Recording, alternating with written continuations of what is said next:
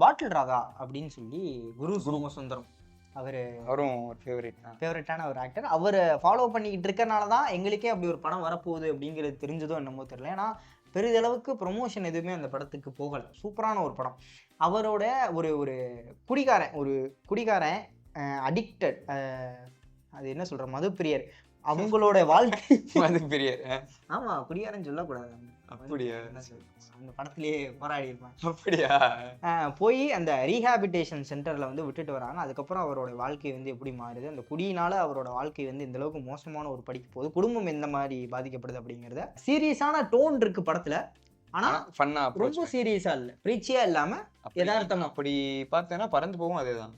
ஆமா, பிரீச் பண்ற மாதிரி இல்ல, இந்த யதார்த்தமா பேரண்டிங் பத்தி தான் பேசுறாங்க. ரொம்பவும் ஃபன்னா போல, அதே மாதிரி ரொம்ப சீரியஸாவும் அவங்க சொல்ல. இல்ல நான் அதை சொல்ல வரல, பிரீச்சியா இல்ல, அதுதான் அதை சொல்றேன். பறந்து போலையும் ஒரு விஷயத்த சொல்ல வராங்க. இப்படி இருங்க, இப்படி பேரண்டிங் பத்தி சில விஷயங்கள் சொல்றாங்க. உங்க பிரீச்சியா எனக்கு ஃபீல் ஆகல.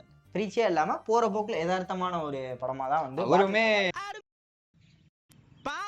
ஒரு நிமிஷமா பேசினே.